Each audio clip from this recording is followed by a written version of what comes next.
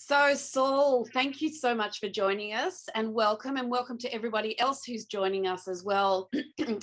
This discussion was supposed to be a couple of weeks ago, but actually Saul and I have both had COVID in the meantime. And it was only going to be a discussion between Saul and I, but I did feel that there would be a lot of people out there that would be very interested to hear from Saul as well. So, Saul, thank you so much for opening it up to the public as well and allowing questions. Thank you, Sophie, or should I say Dr. Sophie? How would you like it? You can call me Sophie. It's totally fine. Thanks for joining. And so Saul is with us. Saul is an inventor, an engineer, and he's an entrepreneur. And he founded Rewiring America. I was going to say Rewiring Australia because I want that too. But so Rewiring America is a not-for-profit organization that's dedicated to decarbonizing America through electrifying everything.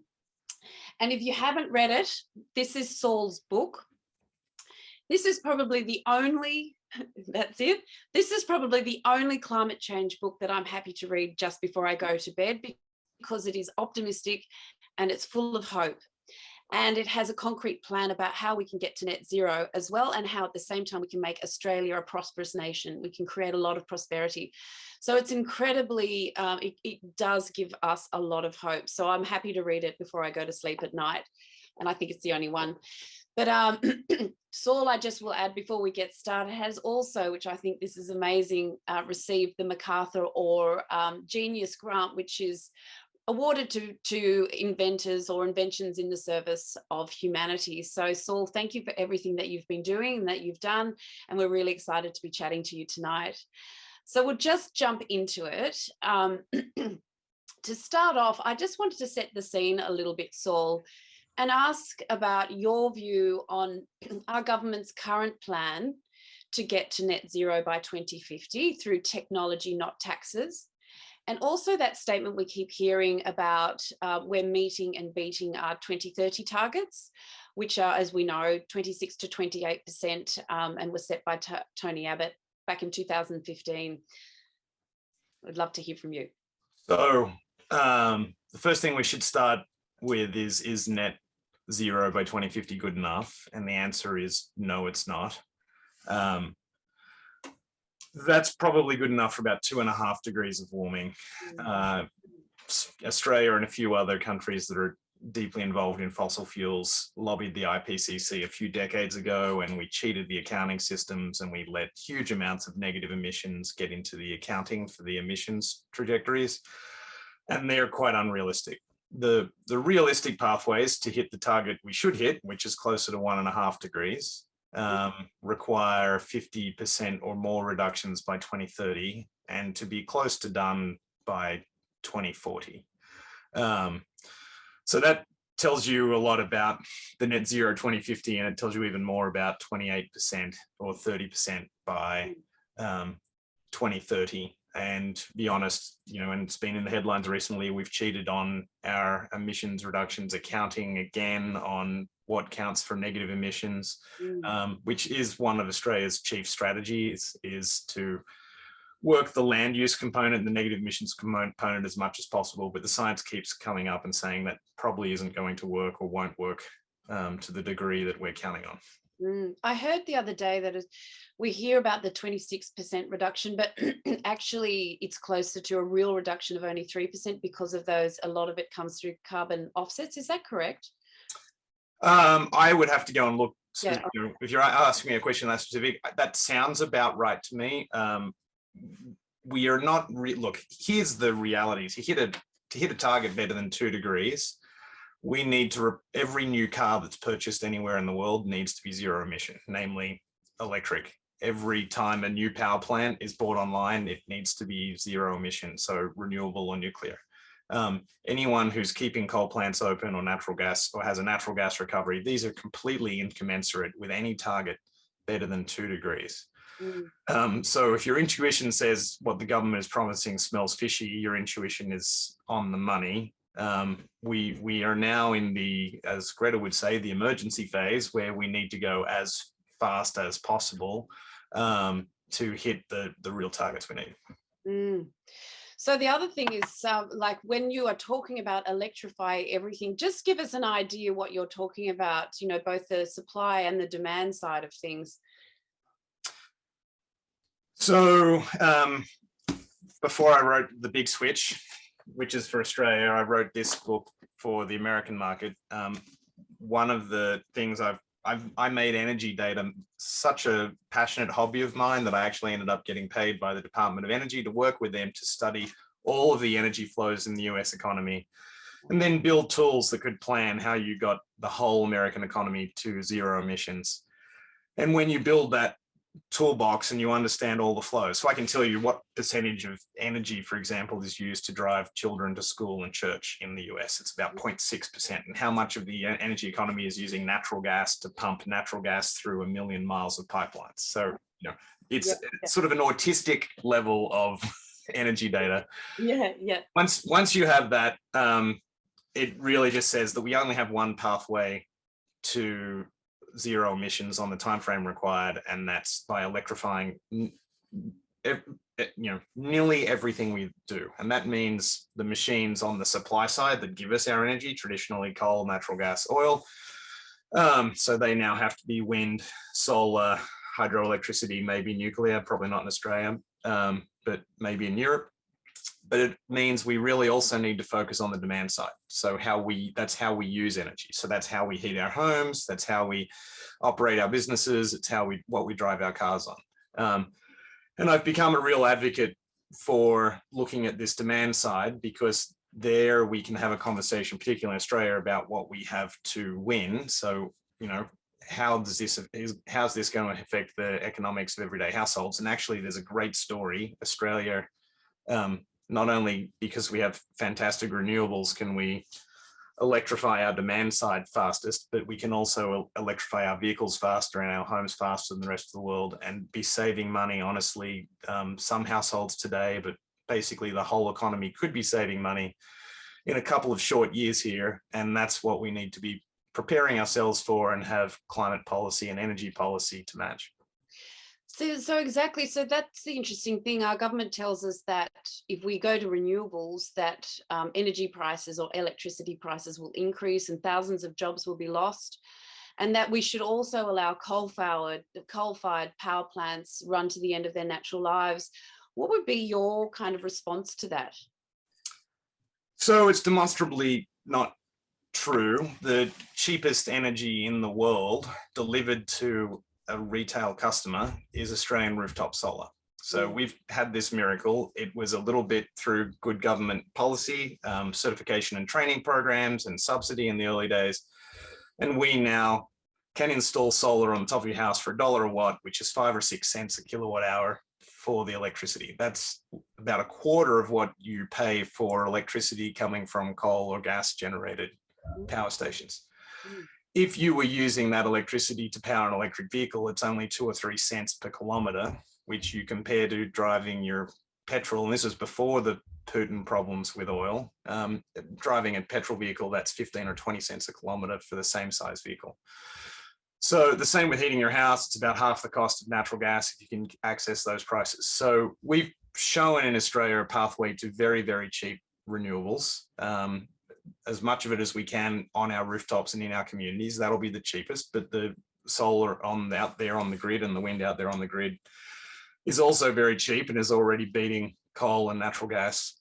So we should be able to surf that wave. And then the way to make the most benefit from that is from now electrifying our end users, namely electrifying our water heaters, electrifying our space heaters, electrifying our cars and our small businesses, because that's how Australians will save money. Every kilometre they drive, every time they have a hot shower, they'll save 50 cents if they're doing it with a heat pump driven off their solar. So we could be baking those savings into everyday Australian experience, but honestly, because of this gas-fired recovery, because we have not prioritised, in fact, we deprioritised electric vehicles with our emissions policies in Australia, in some very true sense, we are preventing the Australian people right now from realising these savings.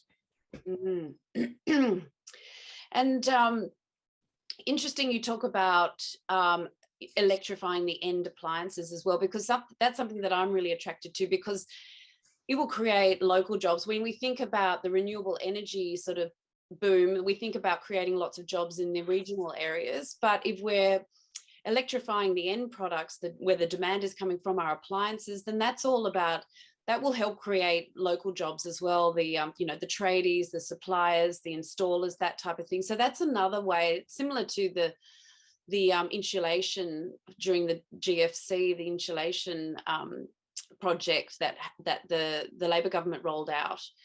It'd be a way of promoting the economy again in this way. I've just completed some modeling that we'll release in the next few weeks about what this is going to mean for community economics. I'm living in Austin Mere, which is not terribly dissimilar to the suburbs that you live in up north of Sydney, except I'm south of Sydney. And so this story will give you a sense of those community jobs.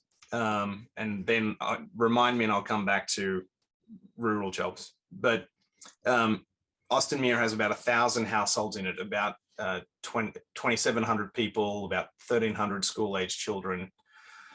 At the moment, as a community, they spend about $3.8 million a year on petrol. They spend about $1.5 million a year on electricity, the majority of which comes from coal. And they spend about $500,000 a year on natural gas. All of that money leaves the community, creating practically zero jobs, except for one job maybe at the local petrol station.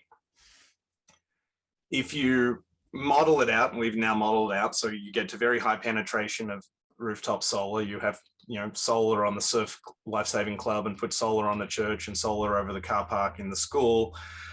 We could generate 2/3 or even more of our electricity year round in Austin Mere, and we would be saving close to $3.5 million a year for those 1,000 households. So each household will be saving $4,000 or $5,000 a year on their total cost of petrol and diesel, electricity and gas. The whole community would be saving $3.5 million a year. It would be creating 12 to 20 jobs for tradies, permanent jobs. That's a significant number. And if you use traditional economic theory, that $3.5 million would be creating another 50 jobs in the community.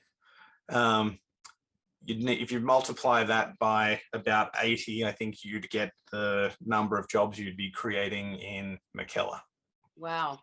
So it really wildly, because it includes all the demand side machines, and that's a lot of installation and maintenance, because it also includes the supply side of machines, this is going to create a huge number of jobs. When we did this study for the US, it would create about 28 million jobs in the US if they were to do the whole economy for a 2035, 2040, 1.5 degree timeline.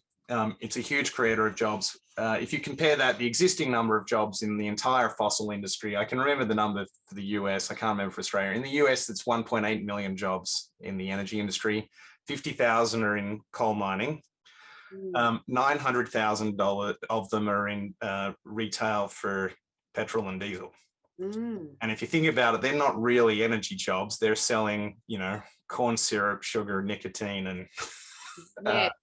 Yes, correct. They count as energy jobs. So I think we've allowed a conversation of fear about the fear of loss of these jobs in the regions, and we've allowed that to dominate the Australian climate conversation. It's a tragedy, really, because of that, we've missed this opportunity to focus on the local community regeneration, the local community jobs, the community savings, and what we have to win.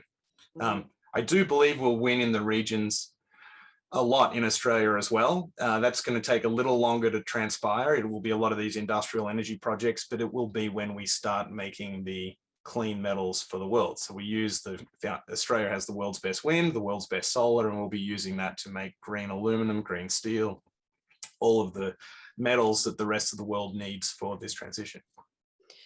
Yeah, it certainly sounds like there's a lot of wins to be had. And the other big win that we hear about is Australia becoming a renewables energy superpower.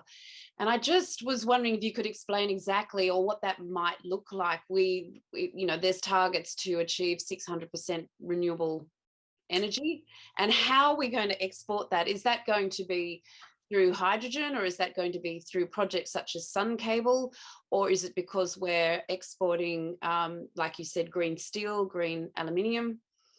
There's only so many sun cables we'll be able to build. Yeah. I believe that's an audacious project that's worth doing, and I wish them well. It's a heroic job.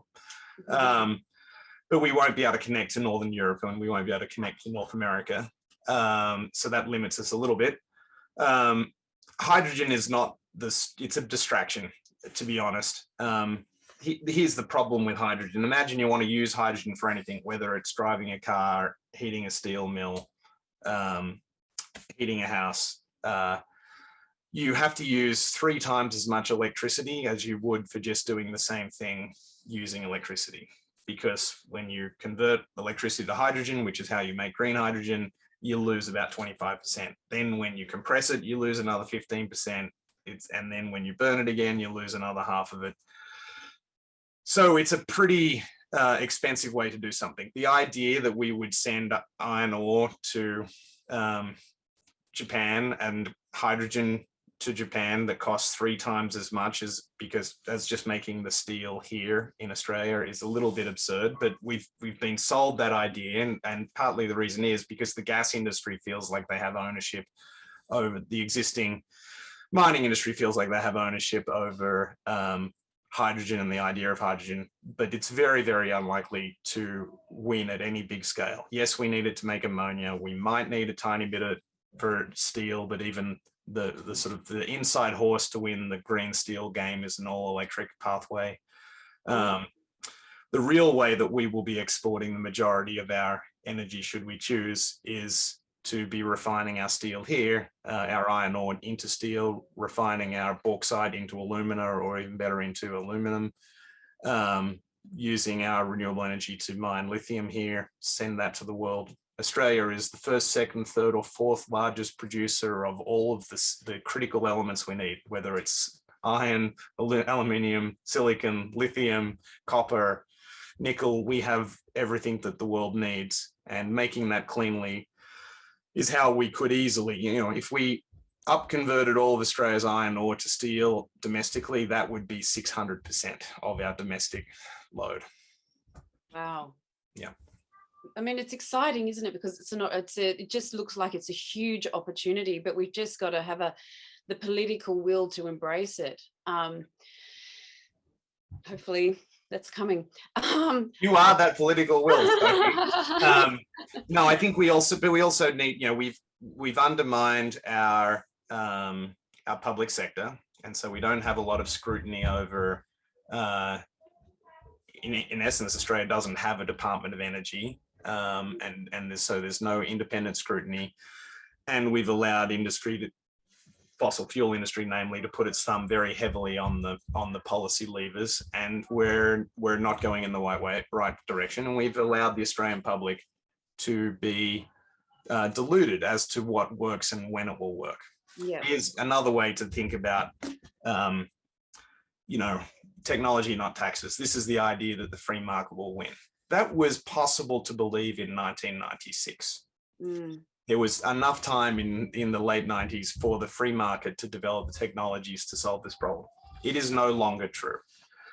In climate science, there's something called committed emissions. That means if you bought a Volvo last year, it's going to burn petrol for another 20 years. And that is committed emissions of that Volvo going into the future.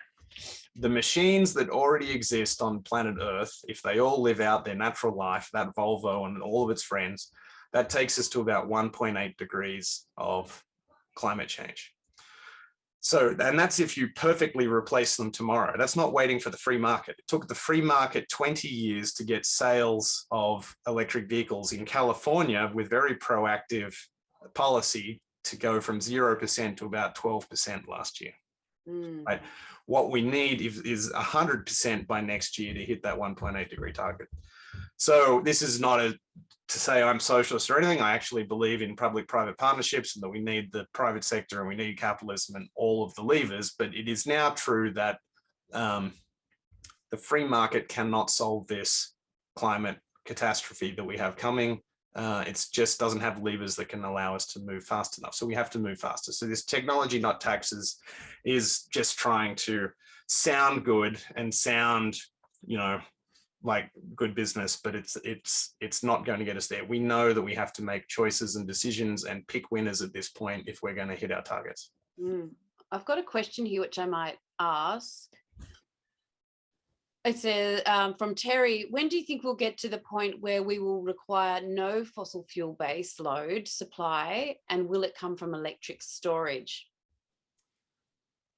We probably are already technically there. Meaning I have some strange nerdy friends that, like me, look at spreadsheets that have the time series. That's a way of saying they have the history of all the electricity produced on the national network, the NEM. If you look at the solar, if you can use it as our solar base, some from Queensland, some from South Australia, some from New South Wales, you can use wind from all over the place. These things have a nice averaging effect, and they have very reliable collective behavior. And you can now look at that data, and you can look at the amount of stories that we're putting on the sides of people's houses, and we're putting out there on the grid, and we're putting in communities. And you can now see that we should be able to easily do 24-hour, 7 days a week, 365-day a year power with all of those. And that's before we electrify our vehicles. If you add the electric vehicles, that will be the largest battery in Australia, are our 20 million electric vehicles. They will dwarf by more than a factor of 100 the Snowy project as a battery. Each one of those vehicles will be able to back up the house that it's plugged into for 3 or 4 days. Wow. So there will be so many batteries built into the system when we electrify everything, because that's the only way we get to zero emissions. It does look like we'll be able to do it without fossil fuels with all of that storage. And a couple of other tricks. You know, we've spent 50 years in the environmentalist movement trying to just barely, maybe can we get to 90%? Can we squeeze to 100? And no one has ever dared to think, well, maybe solar and wind is so cheap now we can have 150%. So in fact, the cheapest way to ensure that we have more than enough at this point is just to have 25% more than we need. And that'll be one of the lowest cost strategies that will help us need absolutely no fossil fuels. And so I've just this leads probably to 2 other questions that are in the question and answer here. So I'll sort of read them out both at once. So the first touches on how critical is it to get basically the national electricity network modernized, and by modernized I sort of maybe that implies getting to the step change scenario of AEMO. And for those listening, you might want to describe what that is and the importance of maybe an interconnected grid and how policy and will play a role in that. And maybe where we're up to with that interconnected grid, like has that sort of been rolled out? I know that New South Wales has their energy plan, but you know, the states are moving forward with their plans, but how's it coordinating with each other without sort of that federal oversight? The way we design the, I think, you know, there's the problems with the NEM are regulatory, and let's step back here. So there's a couple of different challenges. There's the challenge of getting, if you electrify, you know, let's take the average household in Narrabeen. It's got 2.7 people living in it, it's got 1.9 cars, and it's probably got a natural gas heater and a natural gas hot water heater. If you electrify the hot water heater, electrify the space heater, electrify the 2 vehicles, you're going to increase the amount of electricity that house needs by about 250%. So we're going to need to deliver 2.5 times as much electricity over the local wires. Probably half to 2/3, or maybe even 3/4, can come from the rooftop solar and from the solar on schools and etc. And a huge amount will be stored in the batteries. The local that's called the distribution grid. It is designed with so much overcapacity that you don't really need to upgrade the wires to allow this to happen. You need to change some of the rules, and you need to motivate it so that, and this is very important, we need to prioritize the the citizens, the voters, the householders' right to be able to swap energy with its neighbor and sell it back to the grid. Yep. And not limit that, and not throttle that the way we are limiting the size and the number of batteries and solar. But there's plenty enough capacity there. We could probably meet most of Australia's load growth. That's the expanding amount of electricity for our domestic economy, our households and small businesses, with rooftop solar and community renewables. If we want to be this renewable superpower, we will need a lot of industrial renewables. That's the big solar farms and big wind farms out there. They're on the transmission grid. So it would be, we need a little bit of upgrading to the transmission grid, but not the wholesale giant build out that you might think. It's not as bad as you feel. We would benefit enormously, for example, if we connected. We currently are not connected to Western Australia. They've made that decision. They're a little bit like Texas has made this decision, but you might remember Texas had a few blackouts because they were their island last year. So there would be benefits to Western Australia and benefits to the rest of Australia if we connect over larger geographic regions. That's because it helps everything. You know, you could have your evening cup of tea in Narrabeen powered by, you know, the Fremantle doctor, right? And we need to do that. That would be good. It's unclear whether we need another connection to Tasmania. We already have a pretty big connection, and probably that, because of Tasmania's hydroelectricity, it can effectively be a very useful battery for the rest of the nation. We need to you know, if where some of these wind farms and solar farms are, there needs to be new transmission, but it's not as much of a technical challenge or as bigger infrastructure challenge as you think. The big challenges are the rules, and we are not updating and rewriting those rules for this new world as quickly as needs to happen. Like, we really need to rewrite the rules in the next few years and make it a more equal playing field for what is called DER, or distributed energy resources, meaning your car, your battery on your house, your solar on your roof. Because we need everyone's to participate if we're going to get to the goalposts here, zero emissions. So is it possible, we've got an electric vehicle, and my husband keeps talking about the battery, how the battery, you know, as you were describing. When do you think, is it a regulatory problem that is the barrier at the moment, rather than a technology that we can't use that bi-directional flow at the moment? You could do it behind them. Yes, it's mostly regulatory. It's a little bit intellectual property. It's a little bit of a pissing match between the different automakers.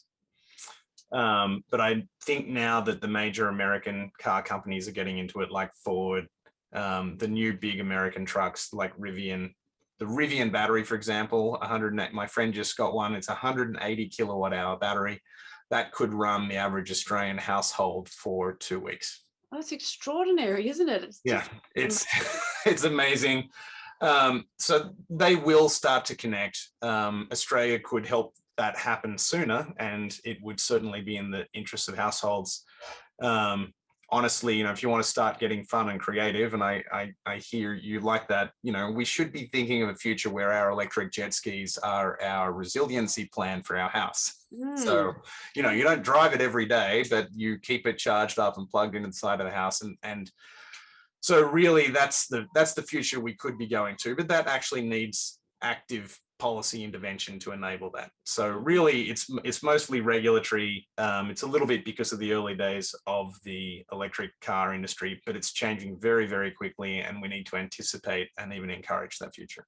And we've got a question here regarding that, which is, you know, if you're an early adopter, and as Sophie said, she's got a Tesla, and so does this person in the message.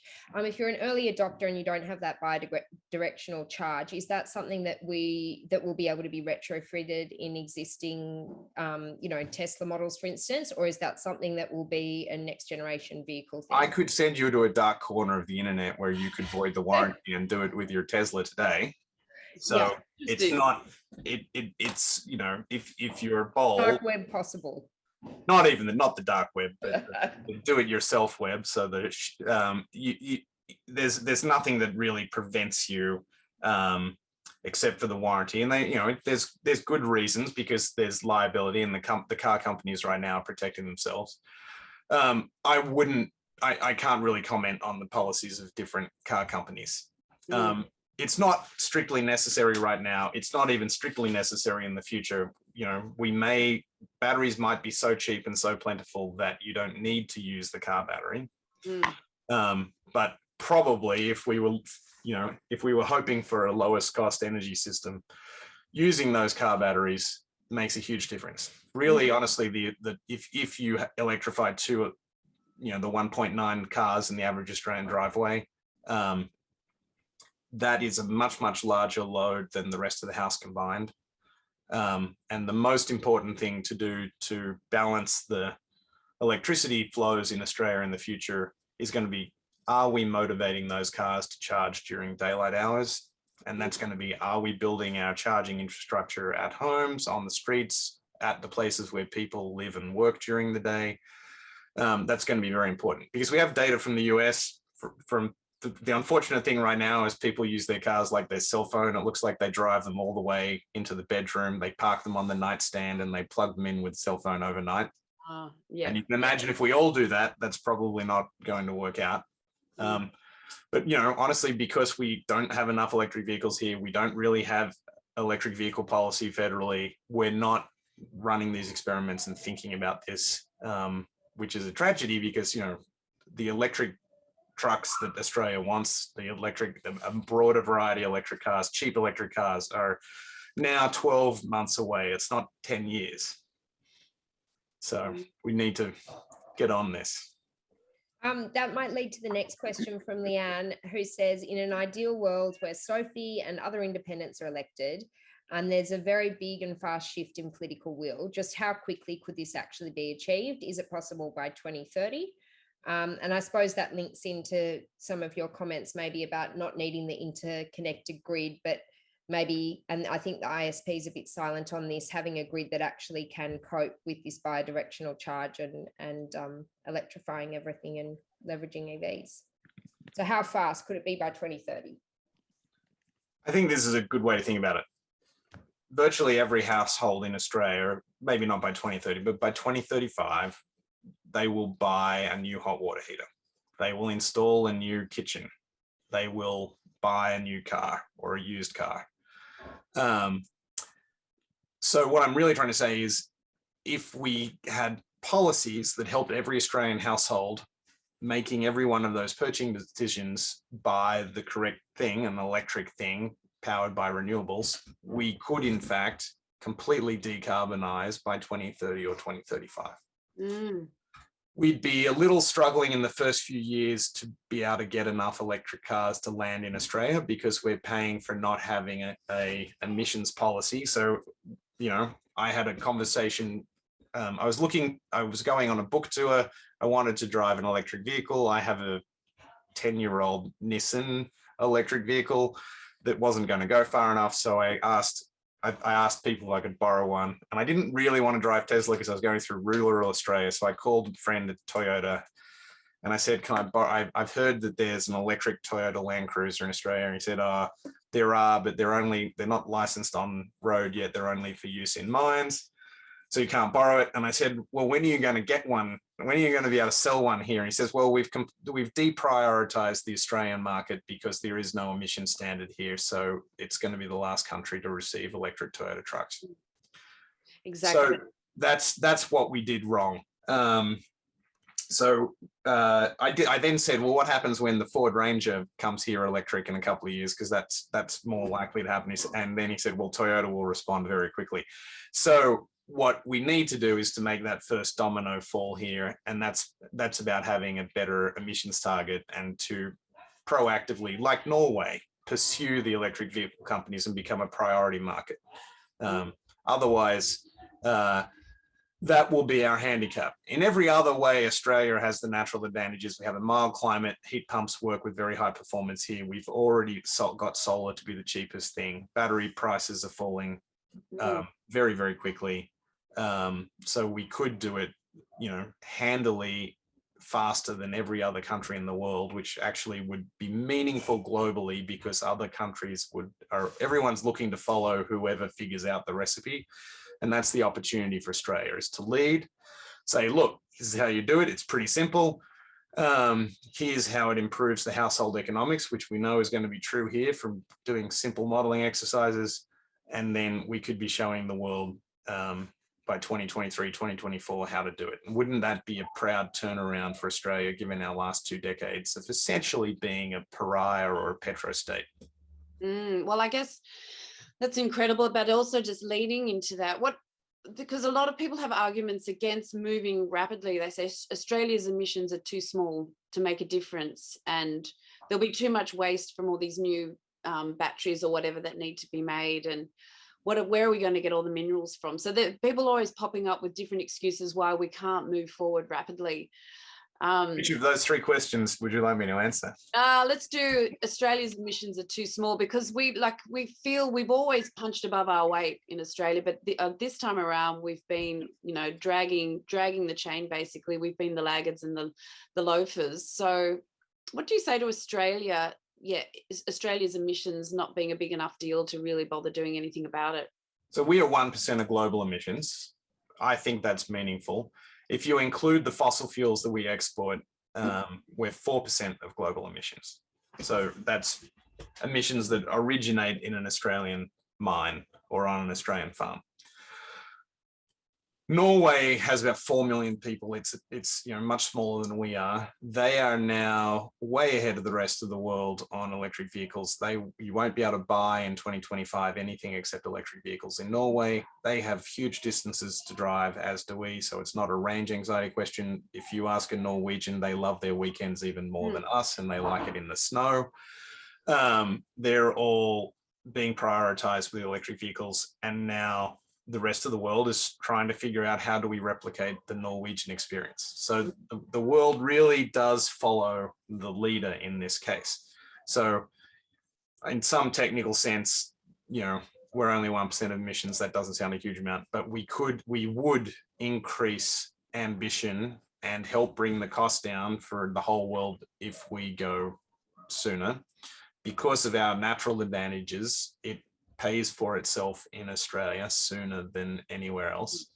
We are the only country in the world to have this astounding success that if you're in North America or in Europe, they call it the Australian solar miracle. This is the extraordinary low cost of our rooftop solar.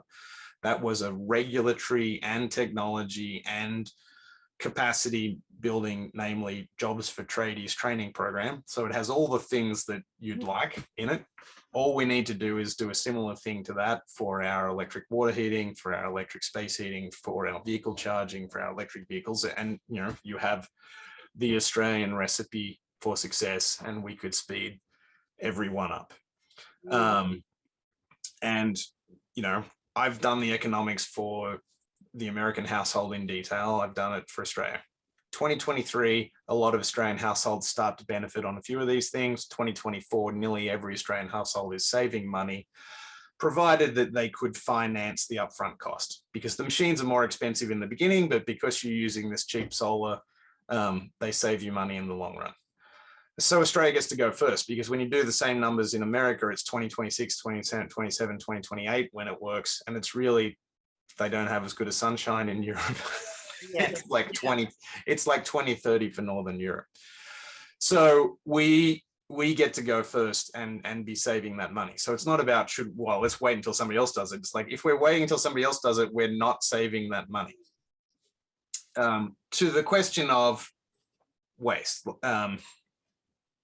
we seem to forget what we do today. The average Australian burns 6,000 kilograms of fossil fuels for their daily life every year. And that goes up into the sky as 20,000 kilograms, because it gets oxygen combined with it, of carbon dioxide. And we just use the sky as a waste dump.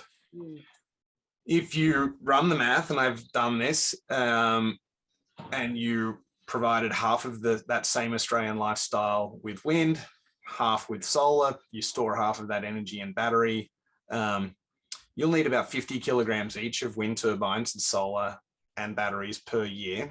But most of those are made out of metals that are very recyclable. The towers are made out of steel, a lot of the blades are made out of aluminum, silicon, glass, things that we know how to recycle well. So probably you'll only need, if we recycle 80% of these, 10 kilograms each of those things each year per person. So instead of 6,000 kilograms becoming 20,000 kilograms of waste per person per year, if we commit, this is about 30 kilograms of waste per person per year. So that's a 100-to-1 reduction. So it's not a very good argument, the idea that this won't save us. This is really, it will save us enormously. And if we get to 100% recycling, which we should aspire to, then we actually could be the first circular economy that's like really making it happen. So I'm very optimistic. It is true, we could solve climate change and choke the ocean in plastics. So it actually starts to make you emphasize some of the other problems. So we need to deal with those other problems. But in and of itself, this is a huge win for the environment. Fantastic.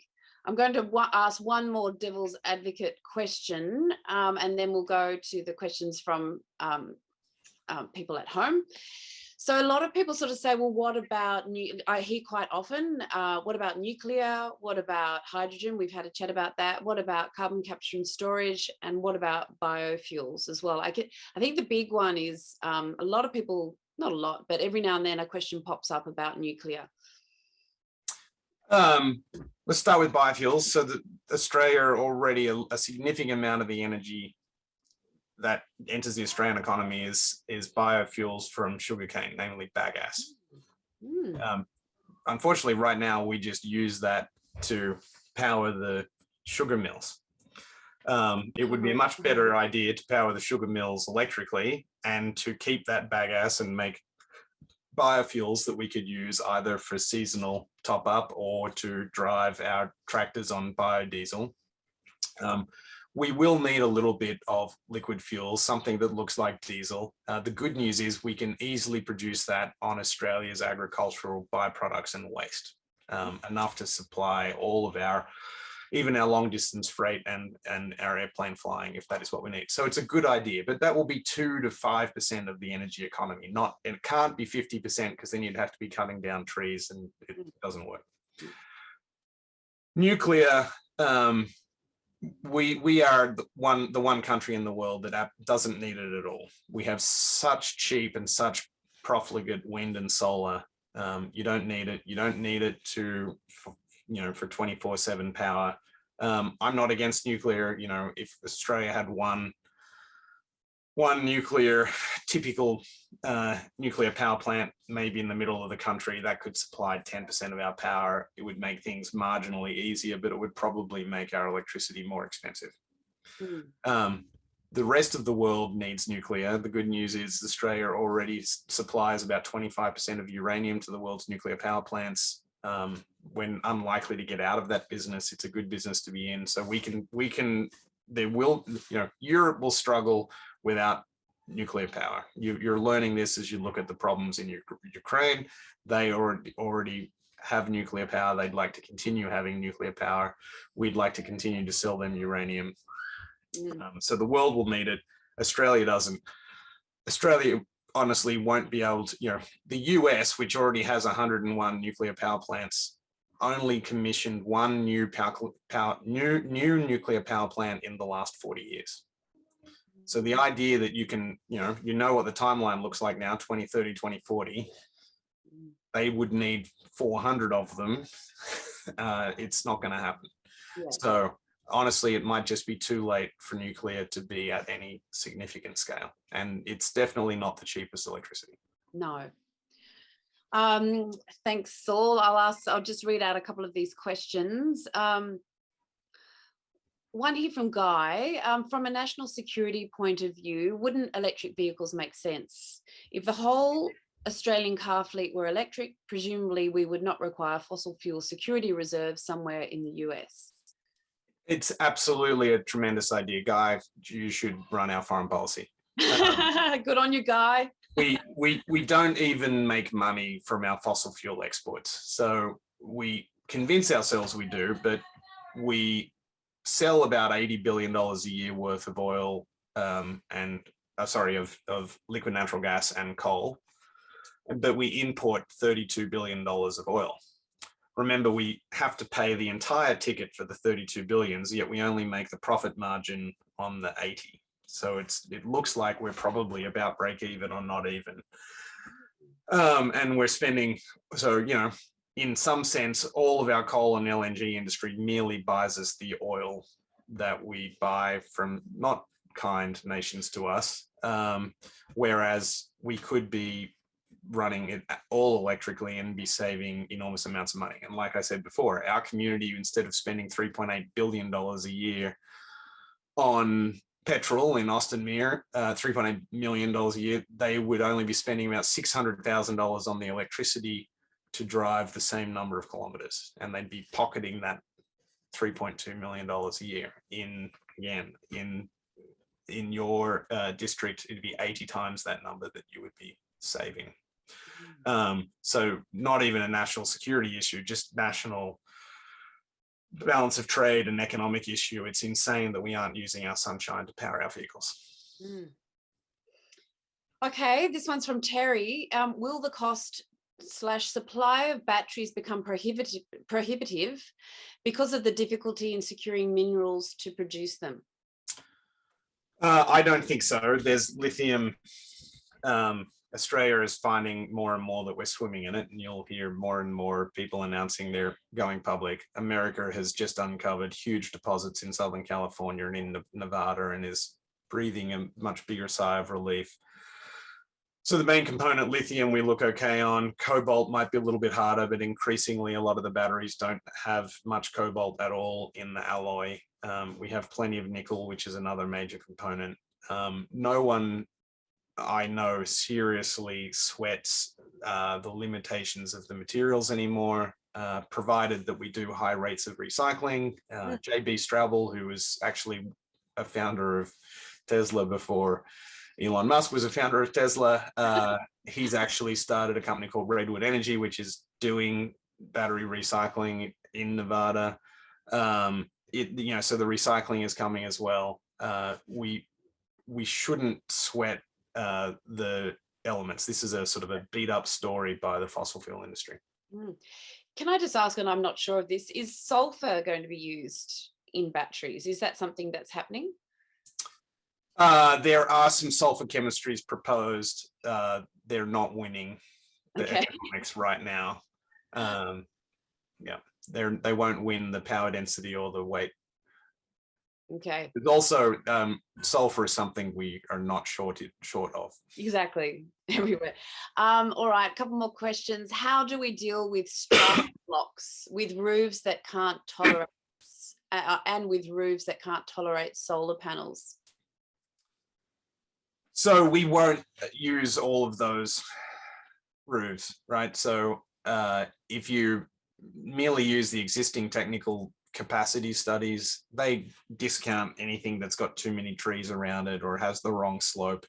Yet even with that, the rooftop solar in Australia is an extraordinary resource that can provide for most of our demand growth. It won't be where we get all of the electricity from.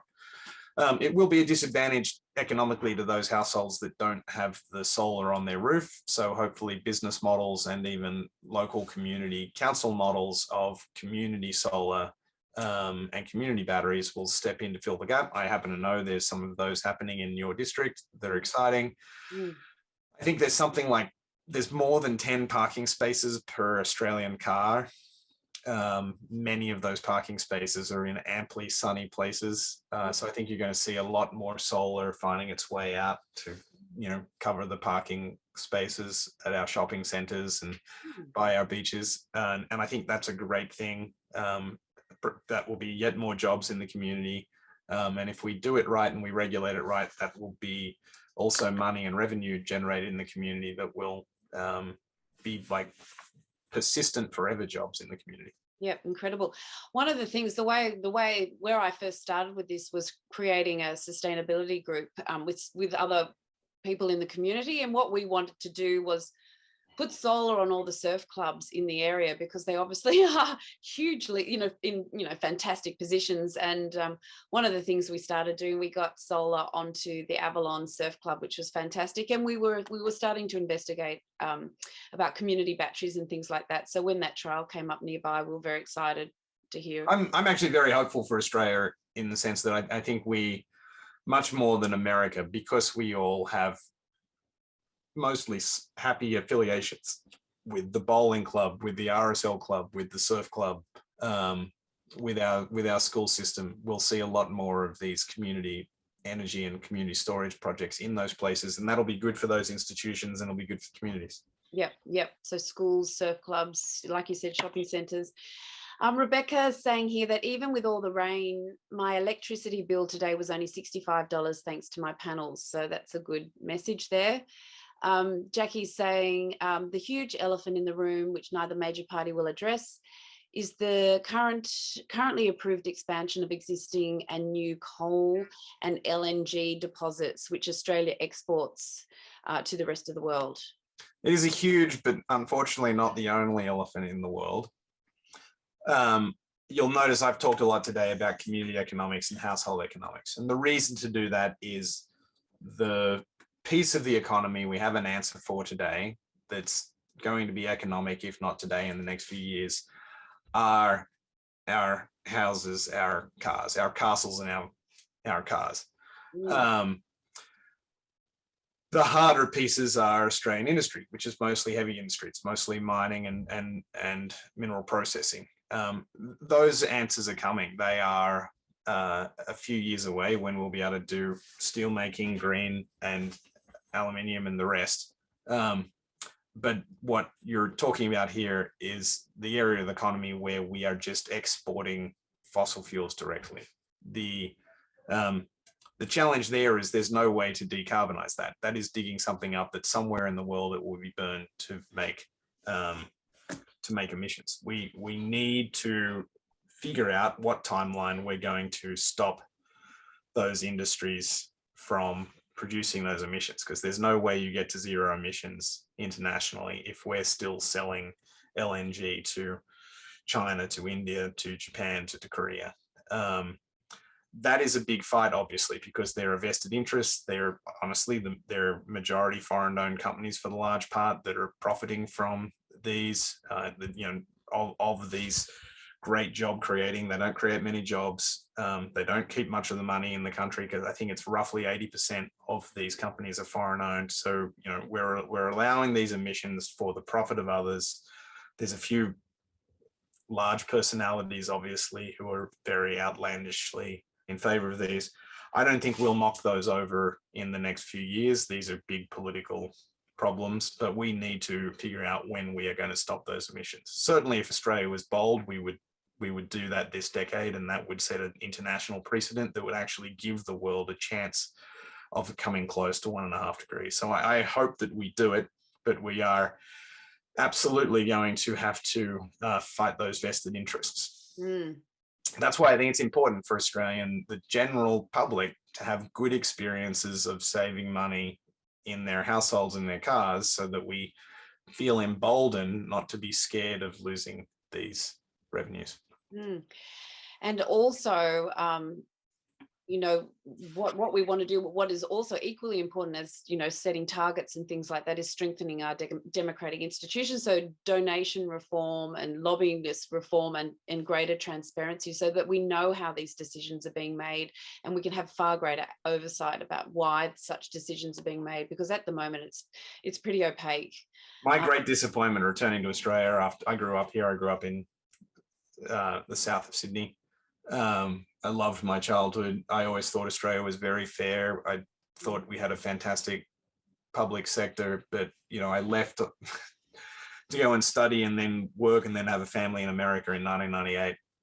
What was most noticeable upon my return is the corruption, the loss of the public sector, so the oversight was taken away, and you're making the mistake that I've seen decimate America, which is putting money in politics.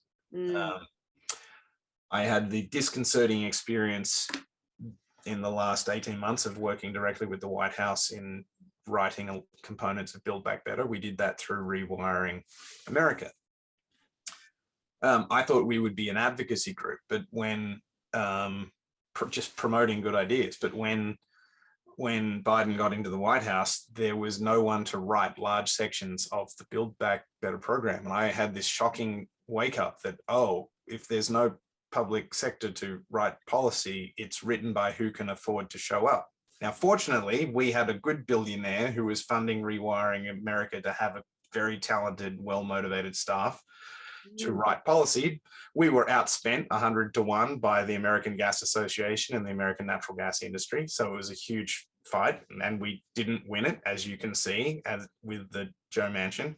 This is, I have seen what this money in politics looks like in the US. It's more extreme than it is here, but we are going that way, and it's absolutely terrifies me. Having just done a cross-country road trip around Australia and talking to our energy companies at all levels, I've seen a lot of the same things here. We're in trouble unless we get this money out of politics and we get transparency back in. So I actually applaud you and all the independents for making this a key piece of your platform, because it would be a tragedy if Australia was to go to the way of American politics. I think we're all terrified of that. And that's why there's so many people stepping up. That's why we've got this. We've got climate. They're the two huge issues that have been neglected or taken, neglected, basically climate change and the erosion of our democracy and the institutions around our democracy. And that's why we're having all these bad decisions being made. So let's... I want to double down and reinforce that. I was in Tasmania talking to people at Tas Hydro a few weeks ago, and I arrived a couple of days after a guy called Twiggy. Oh. He had showed up, and Tasmania had just announced that they were going to be 200% renewable, which sounds like a good idea and is a good idea. And Twiggy showed up and said, well, I want that extra 100% because I want to make hydrogen here. Ignoring that hydrogen is a bad idea, he then said, and I'd like to get very low cost guaranteed. In fact, I'd like to buy the cheapest first 100% of your already grandfathered in hydro, which would in effect raise the prices for the rest of the electricity for average Tasmanians. What really would be best for the Tasmanian people is to use that 200% to electrify their vehicles. As an island off an island, it's a perfect case study for testing the national security issue. Like, you're not very secure in Tasmania when your diesel arrives on a boat. But there's nobody representing the Australian household loudly and clearly in these energy and climate debates. No one representing the financial interests nor what the Australian households have to win economically, which is why our existing political parties get away with what they get away with.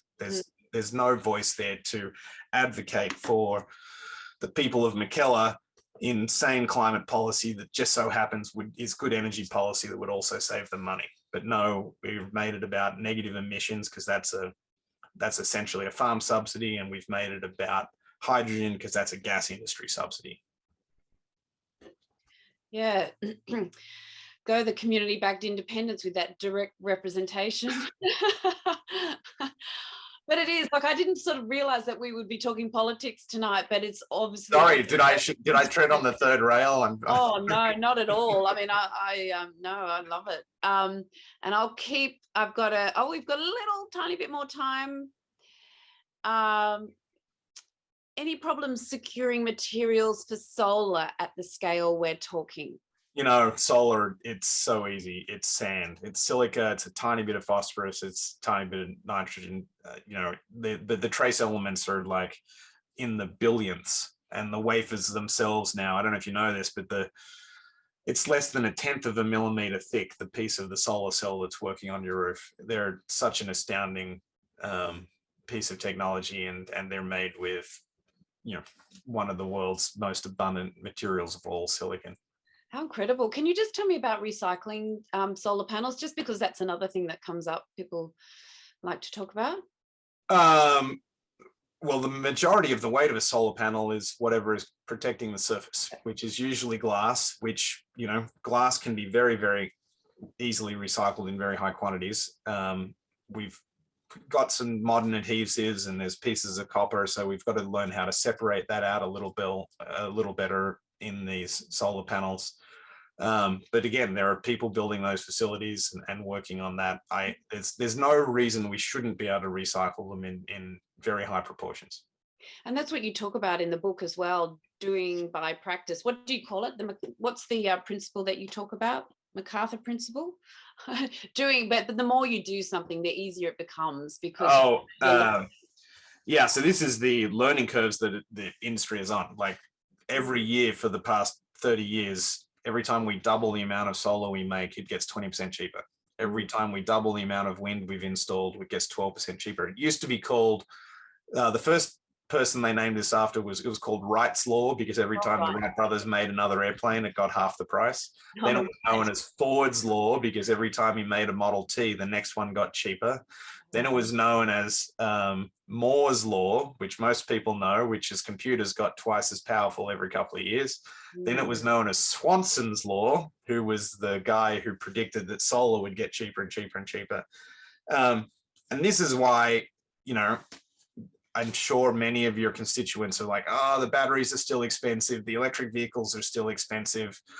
But it's this law of learning by doing, learning by making more of it, that we know is going to make all of these things much, much cheaper. The cars, the electric vehicles in particular, are on that learning curve right now. It's broadly anticipated that in 2025, the electric car will cost the same amount in the showroom in America as the petrol one or the diesel one. So we're nearly there, and that's why we need to be making the right policies now. So when all the technologies are there, every Australian household is going to be able to afford it. They're going to be able to finance it, and the regulations are going to make sure that they get to keep as much of that money in their pocket as possible. It's interesting. My husband, who's an electric vehicle fan, he tells me the reason that the prices of some electric vehicles are going up because the demand is so incredible. You know, there's year-long waiting lists and things like that. Some of that is an Australian problem, but certainly COVID and the Ukraine situation, the supply chain problems are very, very real. Actually, a lot of it's not even the lithium batteries. It's just that they're short of the chips. It's basically the computer that drives the cars. Huge demand. Oh, well, Saul, thank you very much, because it's so wonderful to hear, you know, a plan for the future, how we can get these things done. And also, it's practical. Don't thank me. I'm only here for a couple more weeks. You're going to be there for 3 or 4 years. Great. I can't wait. Got to get in. Come on, everyone. No, but it's wonderful to read. I would suggest everyone have a look at this book. It explains it in really easy way for us to understand as well. So it's a huge accomplishment, because often it's very difficult to explain, you know, difficult concepts, but you've managed to do it in you know, layperson's language so that we can understand it and we can get on board as well, because it is that challenge of getting the message across that actually renewables will be cheaper, it'll be better for our health, it'll be better for our environment, it'll help make us at an individual household level, it'll be, you know, benefits for the cost of living, and also benefits for our country, you know, diversifying our economy as well. So to me, it just is we have everything to win in Australia, and you know, you're obviously care a lot about health. Like one of the principal reasons our children get asthma is because they're living in households that are burning natural gas inside the house. They are driving cars that don't have emission standards, living in communities with too many of those cars with no emission standards. We only stand to get healthier, have quieter, safer communities if we do this. Like, not only do we win economically, not only do we get to keep our beautiful climate and natural world, but we actually get to improve the health of our children. It's just insane that we are so blindsided and owned by the corporate interests of industry that we're not making this choice. So thanks for standing as an independent and changing the dialogue. Oh, an absolute pleasure. And thank you to everyone who's online tonight, because it's the community bringing this one, making it a reality. So thank you so much, Saul. It really is good to have that inspiration. We're definitely looking at a lot of your concepts and ideas, even for our policy, you know, to create those local jobs by electrifying our homes. So thank you. It's great. Perfect. Thanks, everyone. Thanks, everyone. See you later. Lots of thank yous coming up. Yeah. David, oh no. Read the book, page 59, hydrogen. It's a bad idea. Hydrogen, page 59, you know every page. I've made hydrogen tanks for all the world's car companies, and even having done that, I'm betting strongly against it. Exactly. There seems to be, people sort of trying to work out what hydrogen is going to be used for. I've been trying to get my head around what it's going to be. It will be used for agriculture, and it might be used for a couple of bespoke chemical processes, but it won't be used for cars. Highly unlikely that we use it for trucks, except maybe on some dedicated routes. To use it on mining trucks is a bad idea, but let people spend that money. We might send some to Europe, but that's because Germany and Japan lost World War II because they didn't have a liquid fuel, so they actually see hydrogen as a national security issue. That has, because they're two of our key trading partners, that's why we believe in hydrogen. But the physics says no. Yeah, I've been trying to work it out. What are they going to use it for? Is it industry? Is it export? Is it? No one's buying it. No. It will make us ammonia. The whole world's fertilizer industry is about 1% of global energy supply. So about 1% of global energy supply will be making our hydrogen. And yeah, wow. That's good. Australia should make a lot of it. That's a great idea.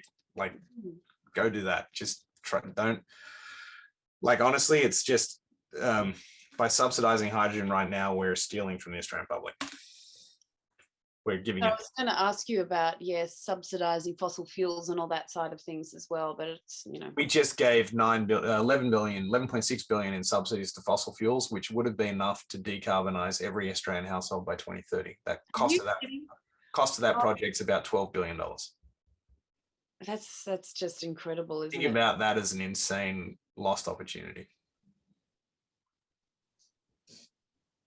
It's unbelievable. Thanks. What's in your experience, what's the best messaging to let everyone know and to get across that going electric really is the best way to sort of reduce cost of living pressures? Because there's so much cynicism. And honestly, I just drove a Tesla 6,000 kilometers across Australia. It's resented outside of certain postcodes. Okay. It will happen when the trucks come. I've had a lot of success narratively, just like, when your jet ski is electric, your wife won't be able to complain, and you won't cost you anything. And it'll be this resiliency backup for your house. Honestly, it's just flipping a lot of the culture war stories around on their head. Like, the thing I can't understand, like, if you've ever driven, like, we've got a Tesla, but if you've ever driven one or whatever EV, I haven't driven another one, but they're just so incredible to drive. You would never... Yeah, I've had 4. They're all amazing. Yeah. I actually think the Tesla, I drove with my mum, and I think she made a really interesting observation. Like, a lot of people, especially tradies, their wife does the books because they're not good with computers, right? And they're the cell phone, like, you've got a giant cell phone interface. I think 25% of Australia are scared of the user interface of the Tesla. It's like, oh my God, it's like another computer. I thought I'm here to drive a car. Oh gosh, amazing. I didn't, yeah. I think everyone that's sort of had a go in our car, they all love it because you give them a little joyride up the hill. Yeah, they're amazing. So it'll get there, but the problem is it started out, the spandex wearing Elon Musk wealthy crowd. It's coming down, but it'll change. This year you can buy for the BYD little van for $38,000. So it's going to change really quickly. Yeah. Saul, if you can get one. It's John here. Can anybody hear me? Yes. Yeah. I was wondering, with Sophie, I reckon I agree with you, Sophie. You're a good chance, better than a good chance, I reckon. That being the case, Saul, what would you say would be a couple early policies to go with that you think, from your experience talking to people, would communicate easily would allow independents to get something up on the board, even if it's bringing it up, even if they don't have the numbers to get it across the line, need to get big. So we need 4 of these women to get up. Yeah, that's the math. I think there's a pretty damn good chance. Maybe 3. We were told 3. Yeah, I reckon there's a very good chance of it, and I'm just, that's why I'm just thinking is, okay, so the happy day has come, and so you should immediately require the creation of an independent Department of Energy or body that you've got to nuke Angus's office and domain. Like, he has a stranglehold over ARENA. He stopped them from being the independent agency they need to be. He has a stranglehold over the NEM and the AES and the EGS. We need to nuke all of the process to keep up with the proposed changes to the NEM, the National Electrical Network. You now need to read on average 800 pages a day. So we've allowed this enormous swath of bureaucracy from all of the energy companies to come in and propose all of these things, but like it can't evolve fast enough at this point because we've allowed it to bury itself in paper. So really quickly, you've got to come in with very clean legislation, something like the, sorry, I really have got COVID brain. Yeah, I know. I feel bad that we're keeping you on because I can see you're a bit sick. No, it's okay. Zali's got a climate change commission, like something simple like that as an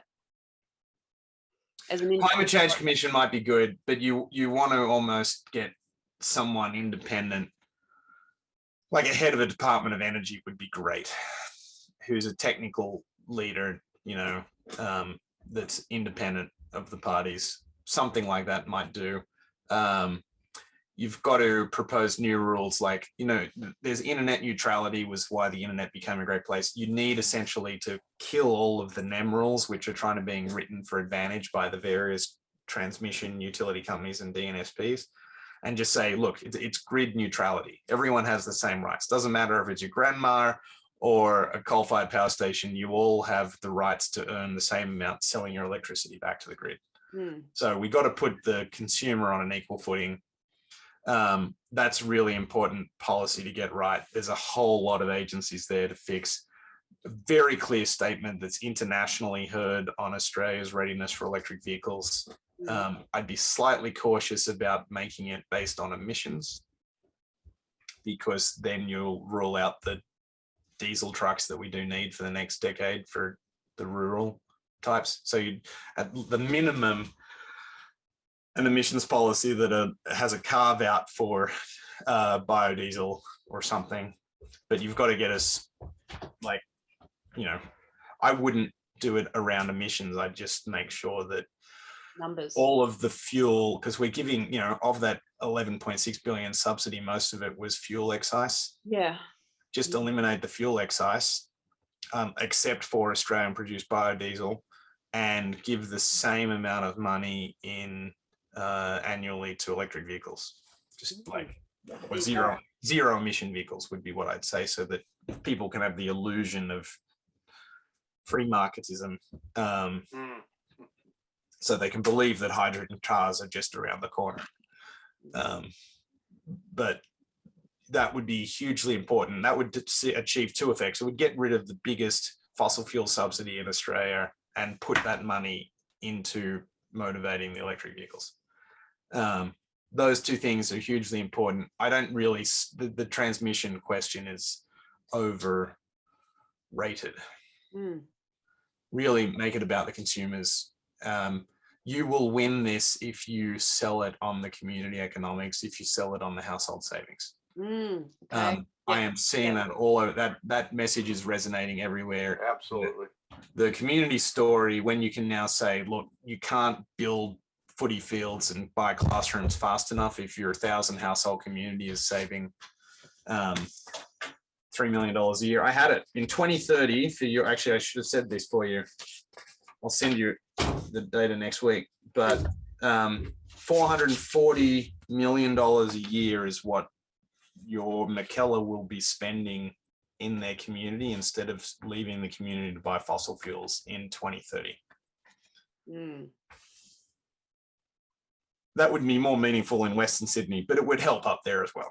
Yeah, yep. Yeah.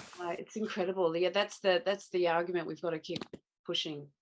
Yeah, I mean, it's just all the petrol and diesel, but like you're swimming in sunshine on the northern beaches, and apparently up here on the northern beaches, we've got one of the worst uptakes in solar. That was the big deal. So the council was really pushing to get, up to 50% of appropriate houses to get solar. You do. It actually skews better to low income communities. That's reasonably well understood. There's more solar products coming along that are better, or it like won't spoil my fancy house. Yeah. It is about aesthetics in those markets, not about like there's a whole swaths of middle income South Australia where it's more than 50% of households have done it voluntarily. Mm-hmm. Yeah. Saul, what do you think of fleet buying by government of EVs? Would you see that as a classic fucking jobs for the boys? Is it? Why? Could you explain, please? Because you're who owns the fleets? It's people who vote for the Liberal National Party. Okay. And I'm going to give you a subsidy to buy these things. And then you'll be able to sell these on the inflated secondhand market. So you'll make all your money back, right? It is tantamount to stealing money from Australian households, because why are you giving that subsidy to these businesses that don't need that subsidy? Jackie, did you hear that? Interesting. Yeah. Interesting. No, it's yeah. So what about a man? Well, I guess you can't get around it, can you? Because if you want to mandate government fleets to be EVs, how do you get around that problem? Well, mandating the fleets to be electric is great, but they were going beyond government fleet. Yeah, but they'll straight away go into I bet it, but it should be. You're not going to get penalized for helping the Australian public along here. Yeah.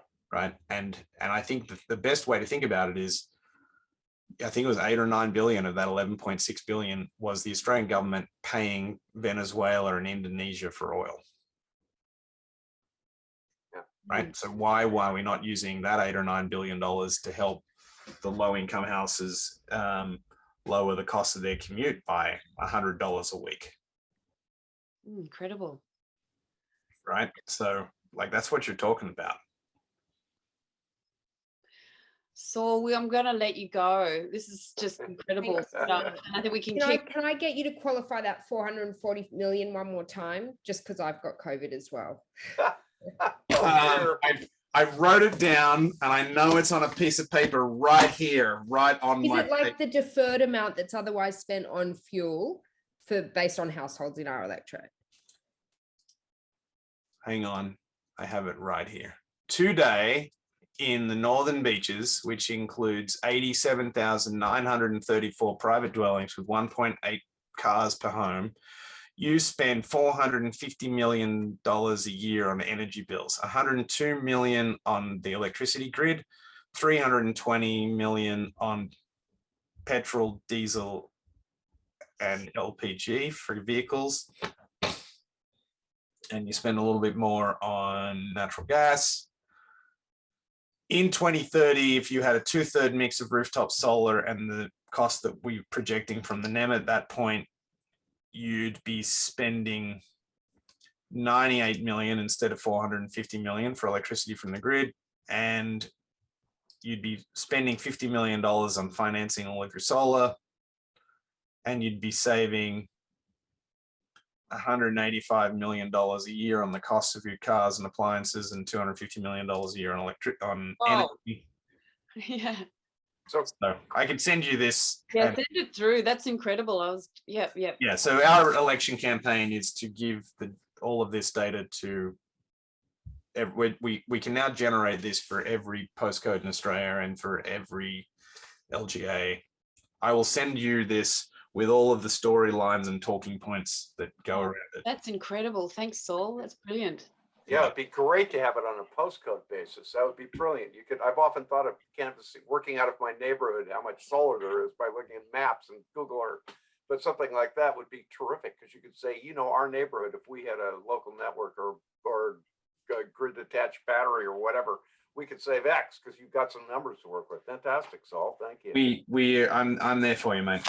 Thanks, Saul. Thank you for tonight, and hopefully we can keep in touch. Did you say you're heading overseas again? Oh, I'm heading to Melbourne on Thursday night to be on Q&A with Angus Taylor, which is like all right. Good Yay. luck. the Good blood luck. bath I've been waiting for. It's like Yeah.